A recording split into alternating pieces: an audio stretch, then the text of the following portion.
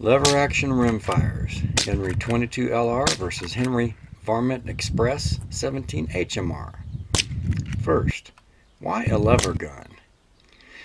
A lever gun is a truly ambidextrous manual action, perfectly mirrored operation and controls, all for optimal use of concealment, cover, and terrain for steady hold factors.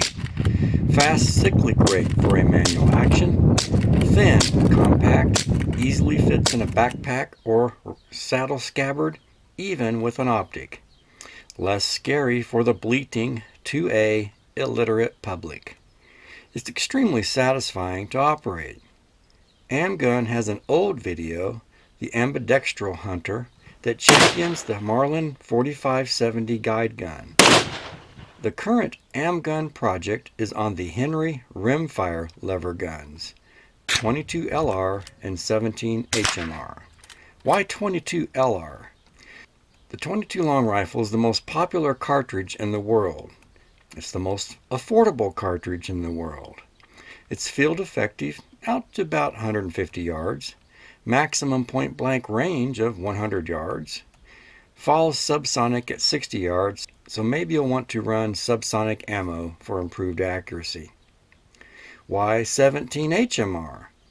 Still relatively affordable compared to centerfire cartridges, twice the effective range of 22 LR, field effective out to 300 yards, maximum point blank range of 260 yards, and stays supersonic throughout maximum point blank range.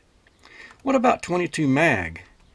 It delivers more kinetic energy than 17 HMR, especially beyond 250 yards. It's just not as flat shooting as the 17. Plus, handguns are also readily available in 22 mag. I could have gone either way, but the cool-looking 17 Hornady VMAX pulled me to the 17 HMR. The AmbGun Rimfire lever action setup. In both rifles, I'm running the lightweight, low-mounted LPVO Leupold VX Freedom with Pigplex reticle. I zero for intermediate range use of the top of the Pigplex circle. Canvas GI sling for use as a shooter's aid, and field loadout is very compact and light compared to centerfire rifles, much quieter than centerfire rifles.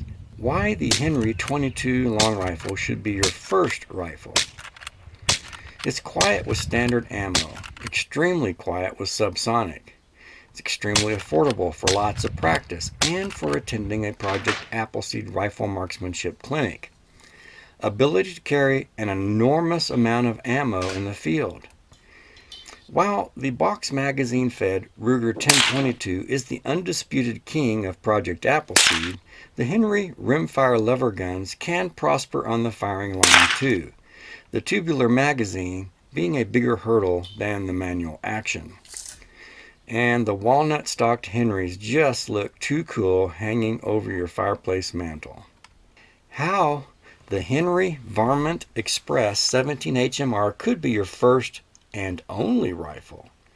Do you really need a centerfire battle rifle? For most partisan activities, wouldn't the more subtle and quieter 17 HMR be more useful? Accurate and effective on small game, but do not underestimate the fast cartridge's effectiveness on human targets. It's quieter than centerfire, so much harder to detect the source of the gunshot. Ability to carry an enormous amount of ammo for a bug-out gun. While not legal for hunting big game in the USA, I believe it would be quietly effective out to about 150 yards on pronghorn and deer. If you live in a state where your natural rights are subject to a Democratic vote, the lever action rimfire is less scary. If you live in an urban, suburban area where long-range shooting opportunities are scarce, it's possible that a centerfire rifle's added range is of less value. The Henry Varmint Express 17 HMR. Fit and finish. The walnut furniture is lovely with its satin finish. It reminds me of a quality musical instrument. The fit between the stock and the receiver is very nicely done with no sharp edges. it is a very handsome rifle. That beautiful walnut stock makes it agonizing to install sling studs for my canvas GI shooter sling. The handguard is pretty small with not a lot of thickness to thread a sling stud, but the walnut is dense, so I do not expect the sling studs to pull out or wobble loose. I epoxied them in just to make sure. Finally, to get just a bit more elevation on the buttstock comb, I used the 1/16 inch thick Cheek-Eez. The Cheek-Eez handled the complex curves of the Varmint Express stock with aplomb. And while I hated to cover a single square inch of that lovely walnut stock, I think it turned out pretty well. I used a 1/4 inch thick Cheek-Eez on my Henry 22 LR, seeking to get that perfect cheek weld and eye alignment with the Leupold VX Freedom 1.5-5 rifle scopes. I first used Cheek-Eez on my guide gun a few years ago. Link in the description. The Leupold scopes are both mounted very low, using Leupold's aluminum 22 Rimfire 3/8 inch dovetail rifleman rings, part number 56533. To get the scope far enough forward for a proper Project Appleseed turkey neck cheek weld, I had to position both rings behind the turret. I wish the receiver cover extended out over the barrel for a roomier optic mount, like my Ruger Collector's Series 2nd edition or my Tikka T1X. Using the low rings, the scope just barely clears the hammer. I tried to add a Carlson's hammer expander, it's Ambi, but there just wasn't enough room. Go with taller rings, and then I have to build up the buttstock comb even higher, and that makes for a tippier, bulkier, and heavier rifle, generating more drag drawing from a backpack scabbard. I chose compact, uncluttered eye alignment. The 17 fitted with the shooter sling, rifle scope, and Cheek-Eez. I headed to the range with some Federal 17 HMR cartridges. The setup feels near perfect, and I started with stage 1 of the Project Appleseed AQT, offhand. I scored a 48 out of 50, definitely one of my better scores. But then I started having feeding issues. At first, I thought I was just short stroking the action, so I became very deliberate and still continued to detect hiccups in the action, often having to back the bolt a bit before closing. While I've had no short stroking issues with my Henry 22 LR or my Marlin guide gun, I can't wholly rule out the possibility that the feed issues are my fault, possibly a result of the longer length of pull compared to the 22 LR. Check out my video clips. What do you think? Anyway, this really takes me out of the rifleman bubble. I was so traumatized by the feeding issues that my AQT scores for sitting and prone were only just adequate, barely enough to earn a rifleman score, 10 points less than my scores with the Henry 22 LR. I also found the inside tubular magazine was a bit resistant to slide in and out of the outer tube. All of the 22 Henrys I've owned slid in and out so easily that with a magazine full of cartridges, you had to be careful to control the inside tube so that it didn't launch itself down range. Returning home, I gave the 17 Express a good cleaning and inspected the loading carrier. To my eye, it all looked well made and proper, so a coat of Sentry Tough Glide was applied. Back at the range, the feeding issues continued, so I tried working the action aggressively and quickly. In short order, I had a cartridge bent and lodged in the carrier.